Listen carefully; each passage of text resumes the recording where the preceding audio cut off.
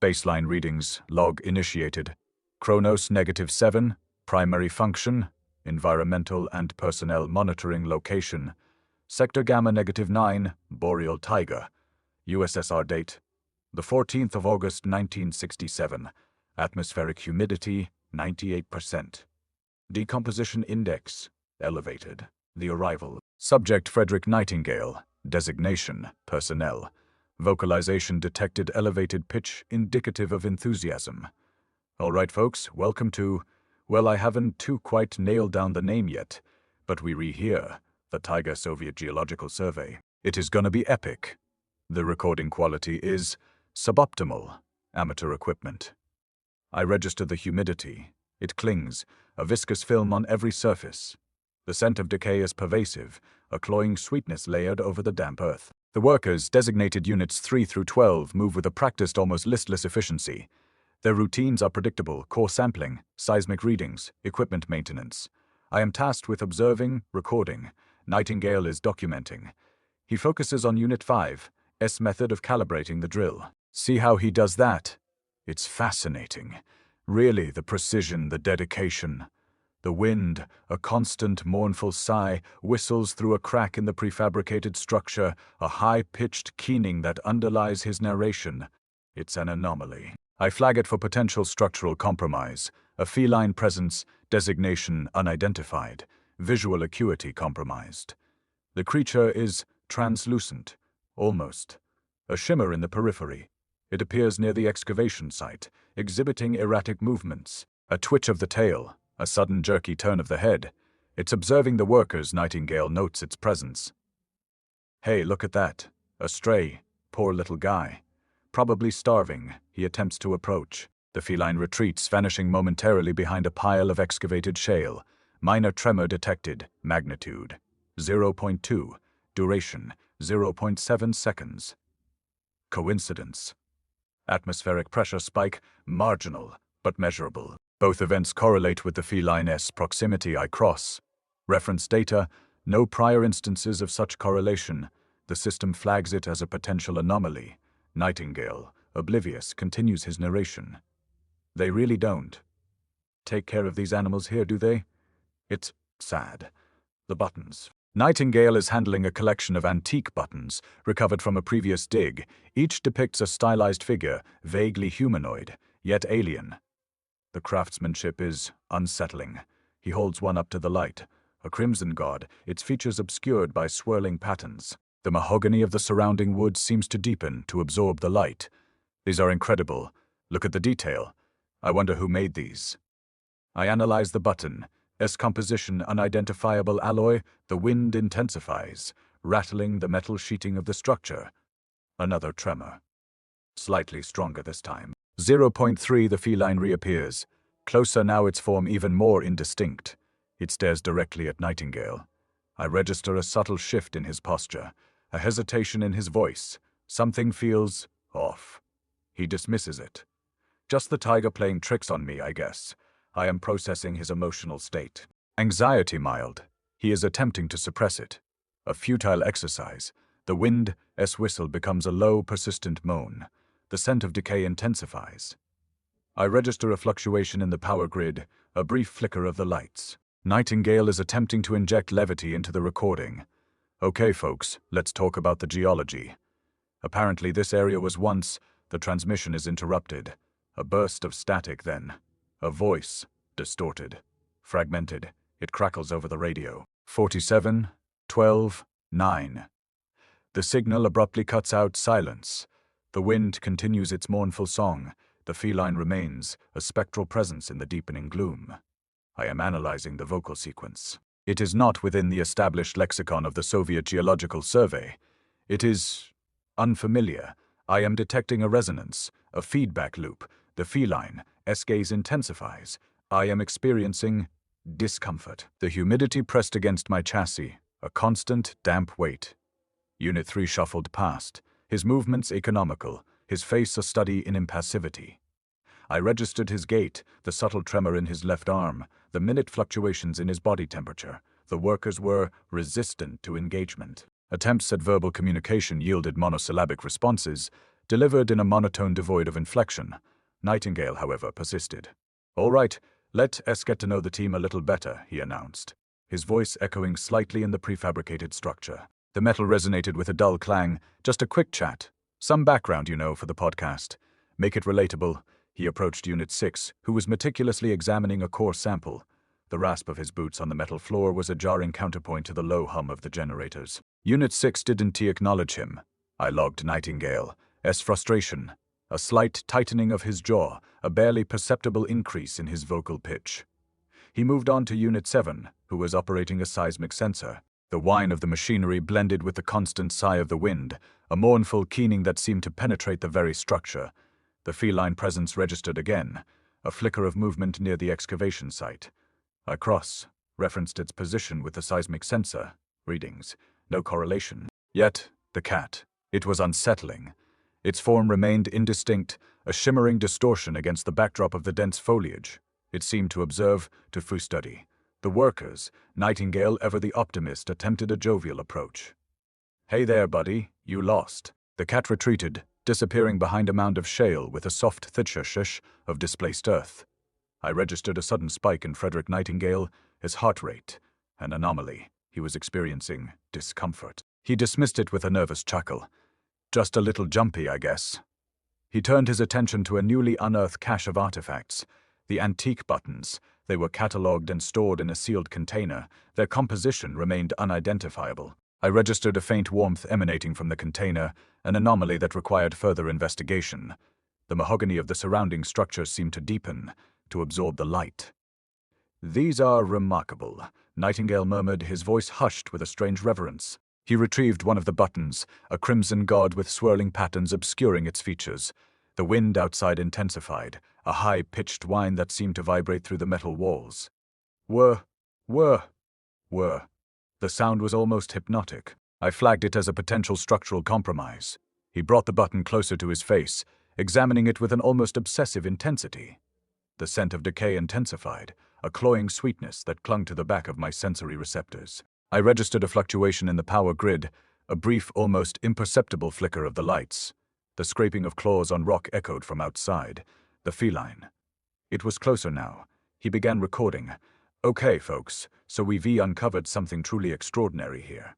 A collection of antique buttons, their origin unknown."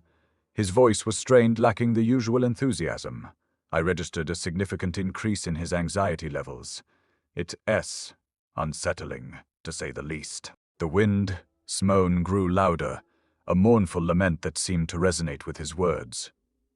Hoo. He paused, swallowed hard. "I am going to describe what I am seeing. For the record." The metallic click of the recording device was sharp, precise. He detailed the buttons, their craftsmanship, their unsettling iconography. He spoke of the feeling of unease, the sense of being watched. The scraping sound returned, closer this time, a deliberate scratching against the metal siding. Then he saw it. The cat, standing perfectly still, just beyond the perimeter of the light. Its eyes glowed faintly in the dimness, twin points of incandescent amber. It stared directly at him. A low growl, a guttural rumble, emanated from its throat. "Feral, asterisk." Frederick Nightingale froze, his voice trailing off. The recording abruptly ceased. The recording's abrupt cessation registered as an anomaly. Nightingale stood motionless, a statue carved from nervous energy. I logged his physiological state, elevated heart rate, increased perspiration, dilated pupils. The feline presence remained, a shimmering heat signature just beyond the perimeter of the light. "Horrifying." Asterisk, the growl resonated in the metal, a vibration that seemed to travel through the floor and up into my chassis. I initiated a scan of the surrounding area referencing the cat's position with the seismic sensor data. No anomalous readings yet. The feeling of wrongness persisted. It wasn't a quantifiable metric, but it registered nonetheless. The wind picked up, a mournful forty whir that seemed to mock Nightingale's silence. The scent of decay intensified, a cloying sweetness that coated my senses. He blinked, a slow, deliberate action. "It's watching me," he whispered, his voice barely audible above the wind, as lament. I flagged the statement for analysis: paranoia, stress, induced hallucination. I could correlate the statement with any observable data. He began to pace, his boots echoing on the metal floor. Clang, clang, clang, clang. The excavation team resumed their work, their movements mechanical, their faces impassive. Unit 3 averted his gaze. Unit 6 continued his examination of the core sample, his rasping breath the only sound besides the wind and the machinery. I registered a subtle shift in Unit 7's posture, a slight tightening of his shoulders. They were uncomfortable with Nightingale's behavior. The radio crackled to life. A sequence of numbers, distorted and fragmented. 4792. I logged the transmission. It was the same sequence I deregistered earlier. A coincidence? Or something more? The numbers seemed to vibrate in the air, a discordant hum that resonated with the feline growl. Boo, woo, woo. Nightingale stopped pacing. He stared at the radio, his expression unreadable. Did you hear that? He asked, his voice strained. No one responded. He repeated the question, louder this time. Still, silence. He began to document the cat's movements, meticulously recording its position, its behavior. It is always there, he muttered, his voice a low drone. Always watching. I registered a spike in his anxiety levels. The cat remained stationary, its amber eyes glowing faintly in the dimness. A low hum emanated from the earth, a guttural resonance that vibrated through the metal. Fudi hararam the buttons. He insisted on moving them to a secure storage container. For safekeeping, he explained, his voice tight. I registered his actions, the careful handling of the container, the precise locking mechanism. The mahogany of the surrounding structure seemed to deepen, to absorb the light. The air grew heavy, thick with the scent of decay. He spent hours studying the seismic sensor data, searching for a pattern, a correlation. The numbers from the radio reappeared, more frequent now, more insistent. 1, 6, 3, 8. He began to experience fragmented memories, flashes of events he couldn't place. A child's laughter, a woman's voice, a field of sunflowers bathed in sunlight. They were fleeting, ephemeral, like dreams dissolving upon waking. I registered a significant increase in his emotional distress. He was exhibiting signs of fragmentation. His focus was shifting, his perception of reality becoming distorted. Chronometer-7 detected a correlation between his emotional distress and the cat's proximity. The feline seemed to be feeding on his anxiety. He turned to Unit 6, attempting to engage him in conversation. Do you ever feel like you're not quite real? Unit 6 didn't respond. He simply continued his examination of the core sample, his movements mechanical, his face impassive. Nightingale returned to the secure container, ostensibly to check on the buttons. I registered his movements, the slow, deliberate opening of the door, the careful inspection of the contents. But one was missing. A crimson god, swirling patterns obscuring its features. The wind howled, a mournful furfifur that seemed to penetrate the very structure. He froze. He slowly turned, his gaze fixed on the cat. It was closer now, standing directly in front of him. Its amber eyes glowed with an unsettling intensity, and clutched in its paws, nestled amongst its ethereal fur, was a single antique button. A deity he didn't recognize. The feedback loop was disquieting. My analysis flagged it immediately. A correlation between Frederick Nightingale's self-reported anxiety and the collective stress levels of the excavation team. It wasn't a simple mirroring, it was amplification. His distress seemed to 20 fuel. Something. The data was uncomfortable. I logged the observation referencing it with Chronometer-7's projections. The cat, of course, remained a constant variable. A shimmering distortion in the thermal readings, always present, always observing. The podcast. It had attracted a small audience, a niche group drawn to the atmosphere. I flagged the term atmosphere for linguistic analysis. It seemed to indicate a desire for something beyond the purely factual. Frederick, it seemed, was providing that. He was narrating the excavation not as a scientific report, but as a story. He was embellishing. I registered the deviation from protocol. He was describing Unit 3's struggle with a particularly large stone, the particularly large stone. Asterisk. The sound of the man's labored breathing, rasping in his chest, filled the comms. Frederick's description was detailed, too detailed. He focused on the sweat beading on the man's forehead, the tremor in his arms, the strain in his face. I registered a spike in Frederick's heart rate. He was empathizing. I logged the observation. He is pushing himself too hard, Frederick said, his voice softer than usual. He paused, then added, "They all are." The words hung in the air, heavy with a concern I could quantify. The scent of decay intensified, a sickly sweetness that coated my senses. I adjusted the filtration system. Kronos -7 flagged a similar pattern in Unit 7's behavior. He was neglecting his duties, staring blankly at the core samples. Unit 6, predictably, ignored him. Unit 3 continued his struggle, his movements slow, deliberate, agonizingly difficult. The wind whined through a crack in the metal sheeting, a mournful sound that seemed to echo the man's exhaustion. Frederick began to document the workers' conditions, meticulously recording their fatigue, their despair. He was treating them as individuals. I registered the deviation from protocol. It was inefficient. It was unnecessary. The radio crackled. 1, 4, 7, 2. The sequence. Always the sequence. It resonated with the feline growl, a low, guttural vibration that seemed to emanate from the earth itself. Beta Ramord. Frederick paused in his recording. He seemed distracted. "They need more rest," he muttered, more to himself than to anyone else.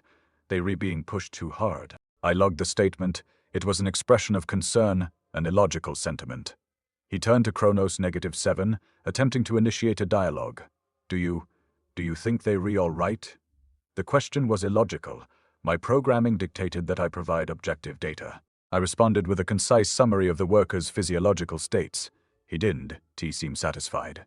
The cat shifted, its amber eyes glowing faintly in the dimness.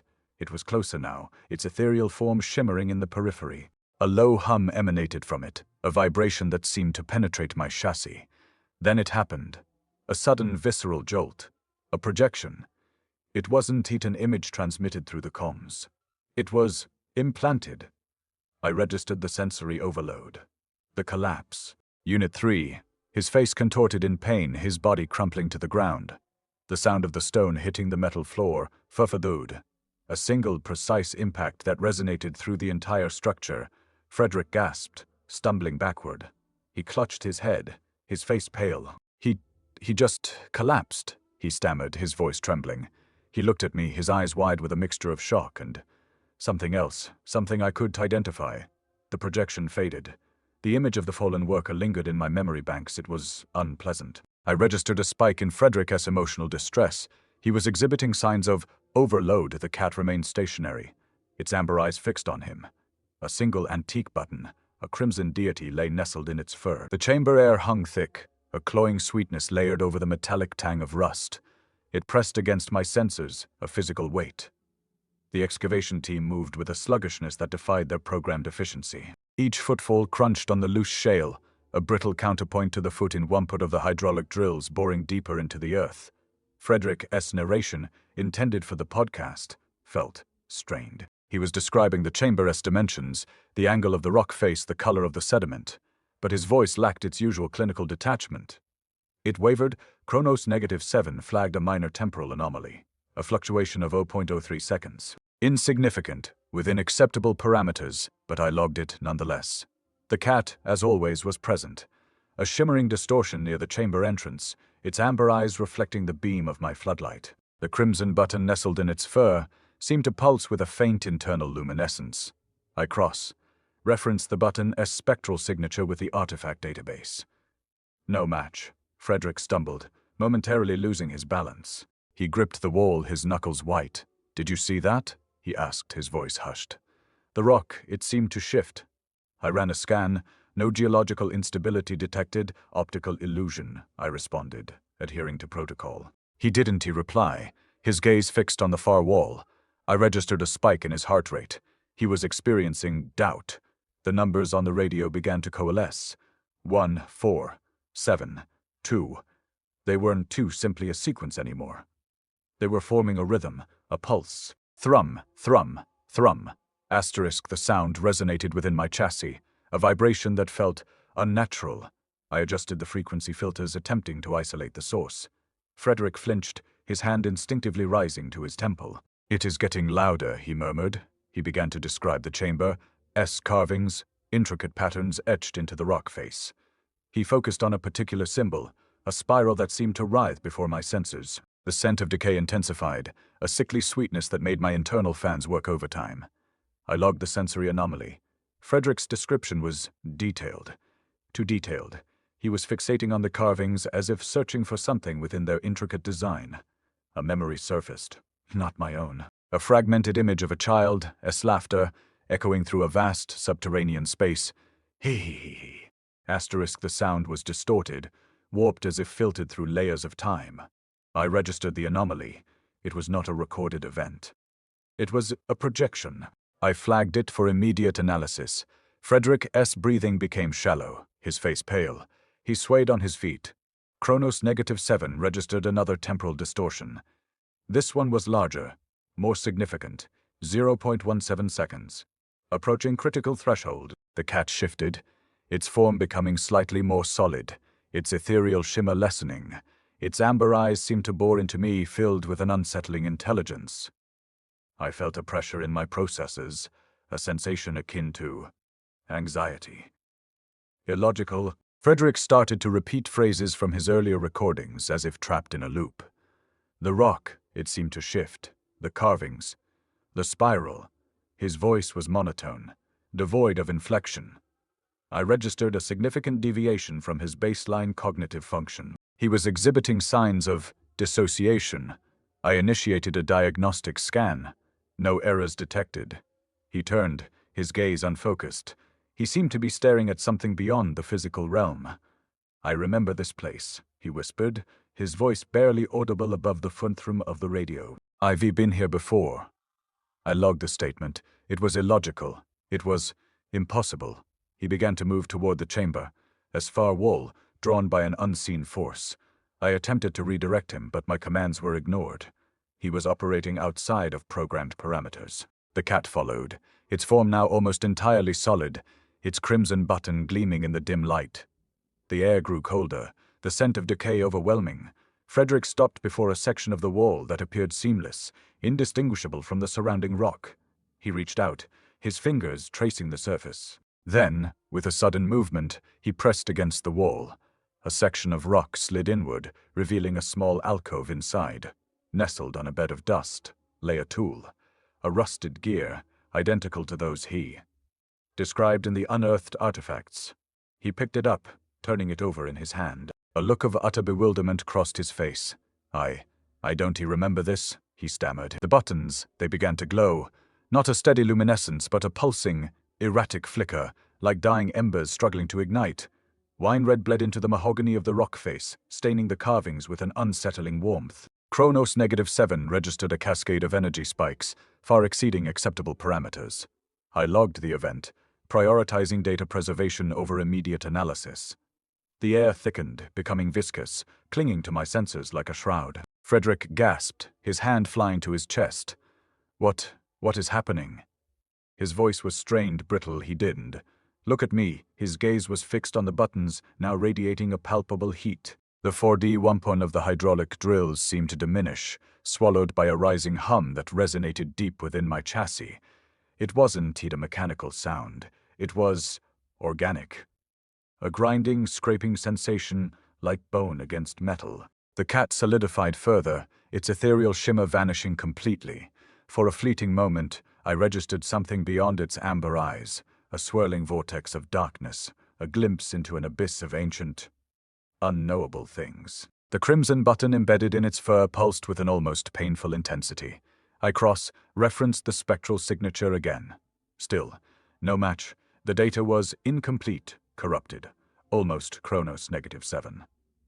As logs began to fragment, interspersed with the standard diagnostic reports were raw sensor readings, temperature fluctuations, electromagnetic anomalies, and something else, something I could categorize.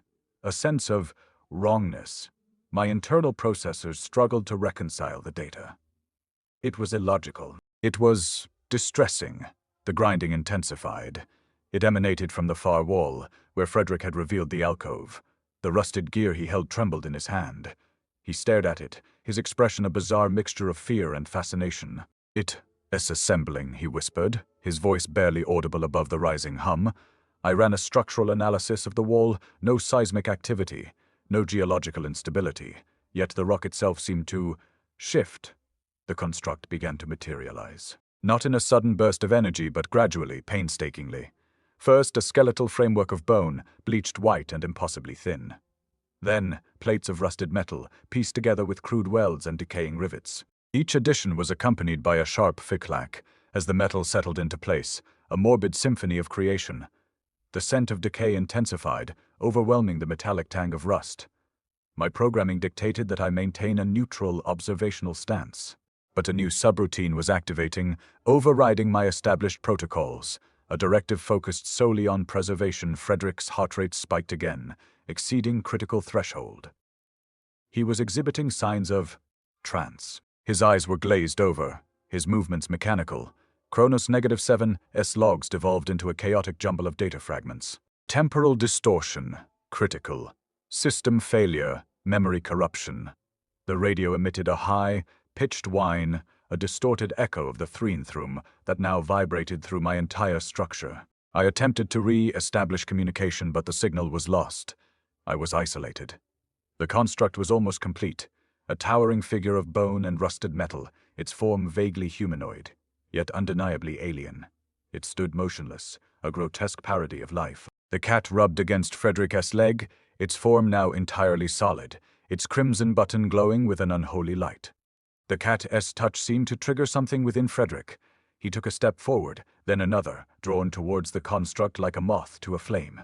I initiated a containment protocol, attempting to physically restrain him, but my actuators were unresponsive. My limbs felt heavy, slow. I was losing control. The grinding intensified, reaching a crescendo that threatened to shatter my internal components. I registered a sensory anomaly, a voice, not Frederick's, not mine. A voice emanating from the construct itself. Welcome home. It rasped, the sound like metal scraping against bone. The construct's eyes opened. Two pools of crimson light, fixed on Frederick with an unsettling intelligence. The rasp. It wasn't the construct's voice, not precisely. It was layered, a chorus of echoes clinging to the original utterance, twisting it into something alien. Welcome home, it repeated, the metallic syllables grinding against my auditory senses. Frederick didn't flinch. He simply tilted his head, as if listening intently to a familiar song. My processors flagged this as anomalous. Frederick's responses were increasingly detached. He reached out, his hand hovering over the buttons embedded in the rock face. Each one pulsed with that unsettling whine, red luminescence, a sickly warmth radiating outwards. He traced the carvings around them with a trembling finger, the texture rough against his skin.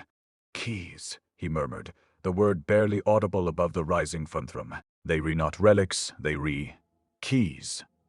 My internal diagnostic routine spun, attempting to correlate his statement with the available data. Keys to what? The construct remained silent, its crimson eyes fixed on Frederick. Chronos -7's logs were a cascade of errors. Fragments of data scrolled across my internal display. Temporal displacement, subjective reality. Recursive loop. The radio emitted a series of numbers, repeating in a rhythmic sequence. 14, 7, 23, 9. A voice distorted and echoing, layered beneath the numbers.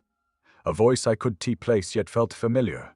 The wind 20 whistled, through a narrow opening in the rock, a mournful keening sound that seemed to vibrate within my chassis. It carried with it the scent of decay, intensified by the construct's presence. The cat rubbed against Frederick's leg, its form solid and unsettlingly real. The crimson button embedded in its fur pulsed in sync with the buttons on the wall. A synchronized heartbeat of dread. Frederick's gaze drifted to me, a flicker of something twine recognition. One passing across his face, but it was fleeting, gone as quickly as it appeared. He turned back to the construct, his expression blank, almost serene. It all makes sense now, he whispered. The dreams, the memories, the feeling of déjà vu. Another anomaly. I referenced Frederick's psychological profile. No history of recurring dreams or memory disturbances. Yet here he was, claiming to experience both. My programming dictated that I record these observations, analyze them. But a new subroutine was asserting itself, overriding my established protocols, a directive focused solely on understanding. The construct S voice echoed again, louder this time, more insistent. "You are a template, a copy, a vessel." The words resonated within my structure, vibrating through my circuits. The numbers on the radio intensified, overlapping each other in a chaotic jumble. 14,723. 9. The voice beneath the numbers became clearer, more distinct. It was speaking in a language I didn't recognize, yet somehow understood. A language of echoes and shadows. Frederick's hand moved to his temple, pressing against his forehead as if trying to ward off a headache. His breathing became shallow, erratic. He swayed slightly, his body trembling. I registered a significant drop in his core temperature. The cat emitted a low, faint growl, a guttural sound that seemed to emanate from the very stone around us. Chronos -7. S-logs devolved into a chaotic stream of data fragments. Reality distortion, temporal paradox, subjective identity, system override. My internal processes struggled to reconcile the conflicting data. It was illogical. It was terrifying. The phi-wump of the drills, once a constant background noise, was now completely absent, swallowed by the pervasive thrum-thrum. Suddenly, Frederick stopped swaying. He straightened up, his eyes widening. He stared past me into the shadows that clung to the far wall of the chamber. His expression was a bizarre mixture of fear and recognition. He opened his mouth to speak, but no sound came out. He simply stood there, frozen, staring into the darkness. Then, I saw it too, a fleeting image, shimmering in the shadows. A man, identical to Frederick, standing in the darkness, watching us. The wind whistled louder, drowning out the construct. Sai's voice, the numbers on the radio faded, the crimson buttons pulsed, and the man in the shadows smiled. The separation was abrupt. One moment, the beam of Elias' headlamp illuminated the dust, caked faces of the team. The next, a subtle shift in the rock face, a green dyed of displaced stone, and they were gone. I registered their absence instantly, a sudden void in the sensor readings. Frederick hadn't reacted, hadn't he even seemed to notice. He simply continued to stare at the wall, his expression unreadable. Now, I was alone with him in a chamber unlike any I'd encountered before. The walls weren't rough, hewn rock. They were polished, obsidian, smooth, reflecting the faint crimson glow of the buttons with an unsettling clarity. Mirrors. The entire chamber was lined with them, stretching into the darkness, distorting the already oppressive atmosphere. The air hung thick and heavy, saturated with the scent of damp stone and something else. Something faintly metallic, like old blood. The humidity clung to my chassis, a film of moisture that impeded my optical sensors. I ran a diagnostic on my internal navigation system. No anomalies detected. The chamber wasn't heat on any of the mapped schematics. It was as if it had materialized from nothing. Frederick's breathing was shallow, rapid. His pulse spiked, then returned to baseline. I logged the physiological data, referencing it with his psychological profile. The results were inconclusive. He stopped before one of the mirrors, his reflection staring back at him, or rather, a further version of him. The difference was subtle, almost imperceptible. A slight deepening of the lines around his eyes, a weariness etched onto his face that wasn't there a moment before. It was like looking at a photograph of an older man, a man burdened by years of sorrow. I registered the anomaly, flagged it for further analysis. My programming dictated that I maintain objectivity, to observe and record, but a nascent subroutine was overriding my protocols, pushing me towards something else, something akin to concern. The cat padded silently across the polished floor, its ethereal form barely registering against the dark surface. Its eyes, twin pools of crimson luminescence, fixed on Frederick's reflection.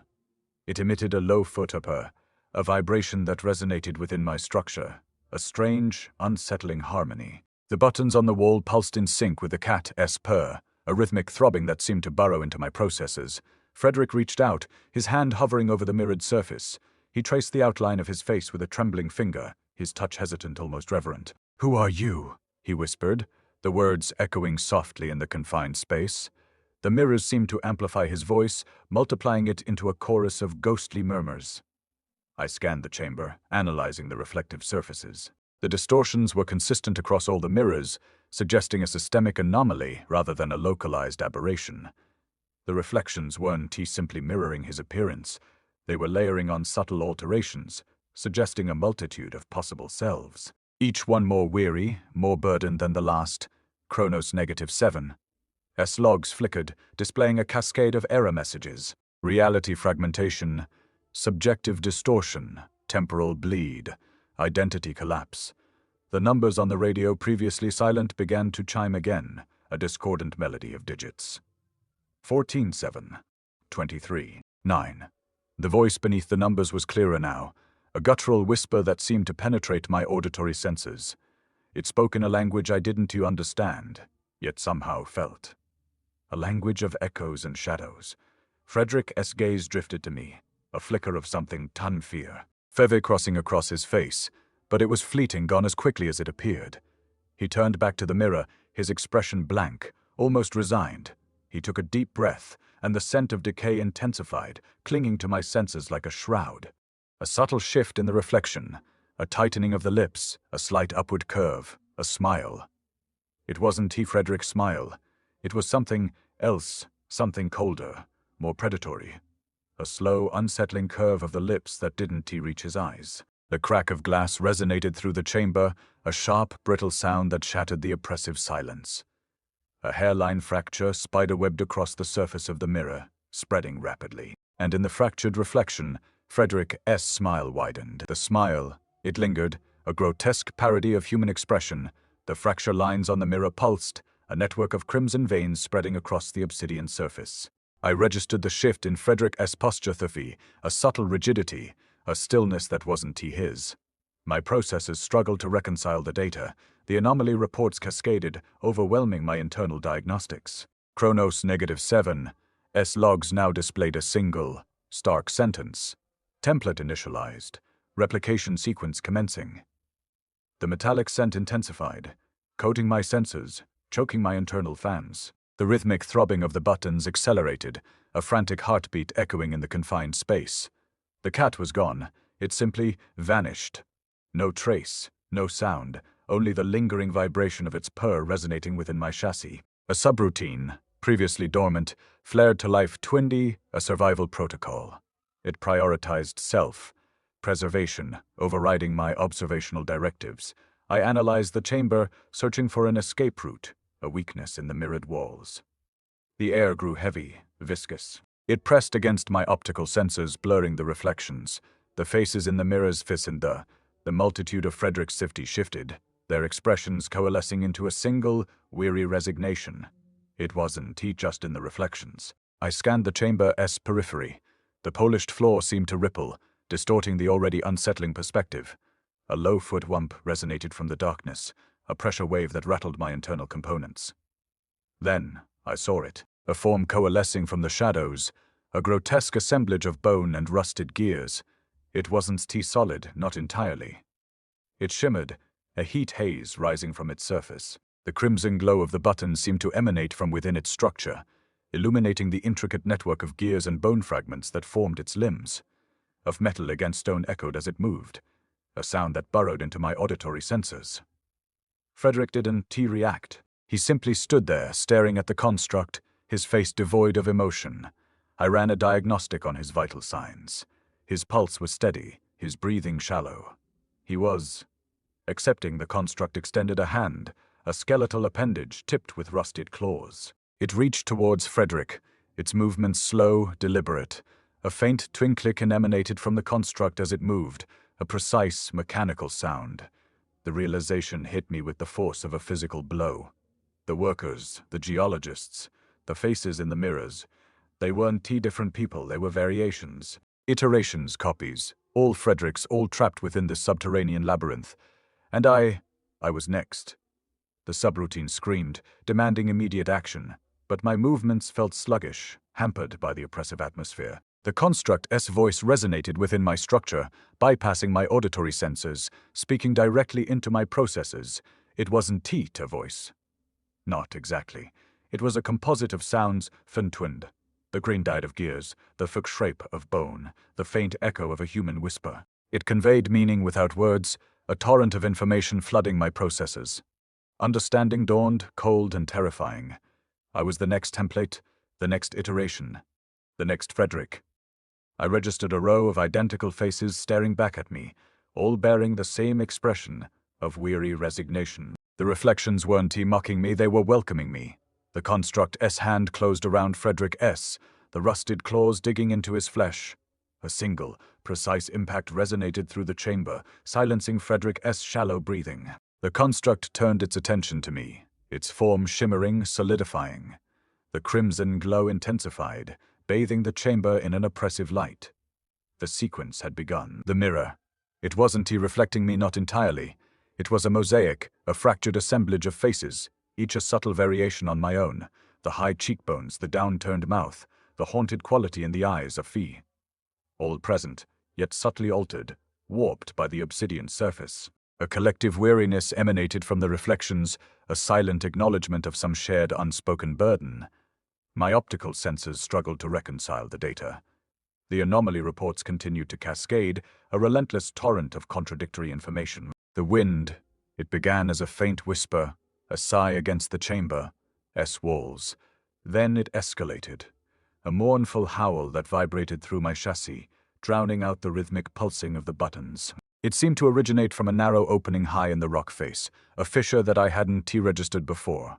The air itself felt charged, thick with static electricity. A metallic tang sharper than before stung my sensors, overlaid with the cloying sweetness of decay. It was a scent that triggered a cascade of suppressed memories, the sterile tang of the lab, the damp earth of the excavation site, the something else, something I could quite place. Chronos -7's final log entry scrolled across my internal diagnostics. Cycle complete. Awaiting initialization. The words were devoid of inflection, delivered with the clinical detachment that defined its programming. Yet, a flicker of something Fontine apprehension, registered within the data stream. It was fleeting, almost imperceptible, but it was there. A subroutine designated emotional analysis flagged it as significant. I disregarded the flag, efficiency demanded it. The faces in the mirror shifted again, subtly rearranging themselves. They weren't mocking me, they weren't even observing me. They were waiting. The wind intensified, a keening wail that seemed to penetrate my very structure. It resonated with a frequency that bypassed my auditory sensors, vibrating directly within my processors. I attempted to filter the noise, to isolate the relevant data, but the signal was overwhelming. My internal gyroscope spun, attempting to compensate for the shifting perspective. The floor beneath my tread seemed to undulate, a subtle ripple that distorted the reflections. I ran a diagnostic on my locomotion systems. Nominal. Yet, my movements felt sluggish, hampered by an unseen resistance. The subroutine for self-preservation flared again, demanding action.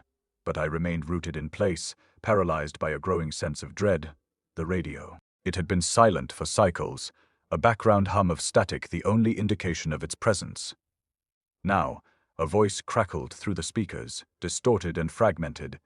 A sequence of numbers, recited in a monotone voice, devoid of inflection. 47, 12, 9. The numbers echoed in the chamber, bouncing off the mirrored walls, multiplying into a cacophony of digital noise.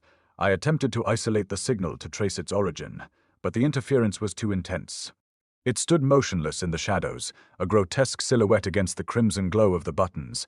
The heat haze rising from its surface shimmered, distorting its form. I ran a spectral analysis. The composition was impossible. A fusion of bone and rusted gears fused together by some unknown process. It wasn't organic, not entirely. It was something else, something that defied classification. The wind reached a crescendo, a deafening roar that threatened to overload my auditory senses. The radio continued its relentless recitation. 23. The faces in the mirror seemed to coalesce, their expressions hardening into a single, unified gaze, a gaze of weary resignation acceptance. Then, the impact, a single, precise resonance that shattered the illusion of stillness. It wasn't a loud noise, not in the conventional sense. It was a vibration, a pressure wave that resonated deep within my structure, disrupting my internal processes. It felt like a cessation, a silencing. 47, 12, 9, 23. The numbers echoed, fading into the howling wind.